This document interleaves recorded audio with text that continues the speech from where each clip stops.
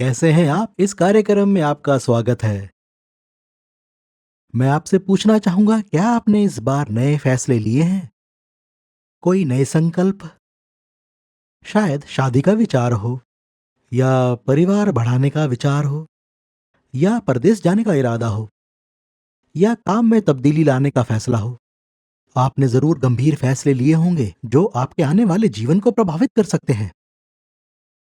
मैं आपसे ये इसलिए पूछ रहा हूँ क्योंकि कई जवान युवक और युवतियाँ मेरे पास आकर पूछते हैं कि इस विषय पर हमें सलाह दें। अंकल एंगस, बताएं मैं क्या करूं? मैं वहां जाऊं या ना जाऊं? मैं ये बेच दूं या अभी ना बेचूं? मैं क्या करूं? और मैं उन्हें यही उत्तर देता हूं कि आप प्रभु से पूछो। मैं अपनी जिम्मेदारी से मुंह नहीं मोड़ रहा हूं, पर यही कहता हूं, प्रभु से पूछो। अब भेड़ की ऊन परमेश्वर के सामने रखना, क्या कभी आपने ऐसा सुना है? खैर, मैं अभी इसे पढ़ूंगा और आप सुनिएगा। देखिए, परमेश्वर का वचन मेरे लिए सब कुछ है। परमेश्वर का वचन सर्वप्रथम है। मेरा मन अक्सर दुखित होता है जब मैं कई दूसरे प्रचारकों को सुनता हूँ और वो परमेश्वर के वचन का इस्तेमाल ही नहीं करते। वो बात करेंगे शेक्सपियर की या सिगमंड फ्रॉइड की या किसी और महान शख्सियत की, पर वो मेरे और आपके समान नश्वर हैं। हमें चाहिए एक वचन परमेश्वर की ओर से, और वो वचन आपको बाइबल में ही मिलेगा।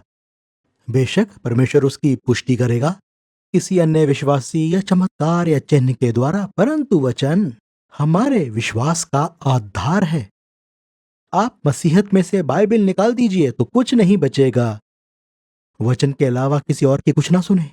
आइए वचन को पढ़ते हैं, और मैं इस बात की पुष्टि करूंगा जो मैं इन जवानों को बताता हूँ, ना केवल इन जवानों को पर सबको जो मुझसे पूछते हैं।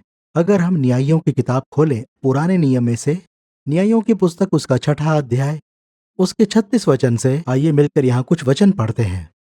यहाँ गिदौन का वर्णन है। याद होगा, गिदौन जानना चाहता था कि मुझे क्या करना चाहिए। तो यहाँ लिखा है, न्यायियों की पुस्तक 6वां अध्याय 36 वचन से,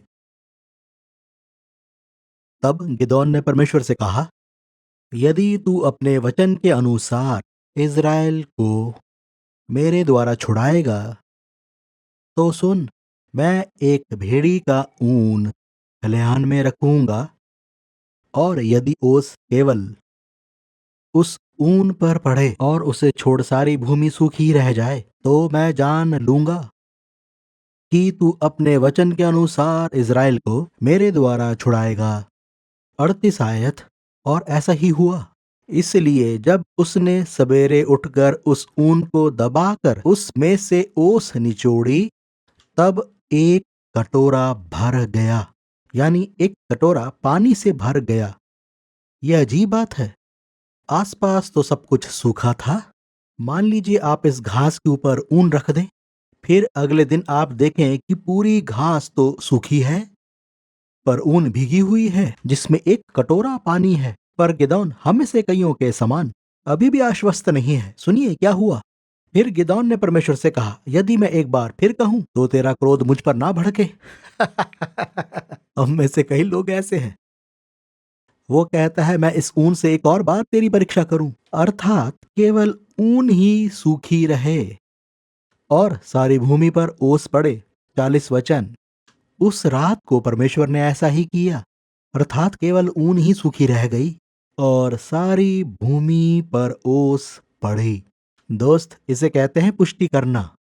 मैंने ऐसा कई बार किया है, बहुत ज्यादा नहीं पर कभी कभी।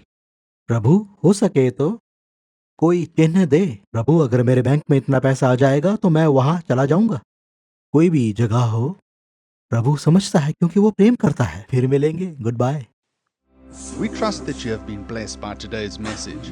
For more information, please visit angusbuchan.com.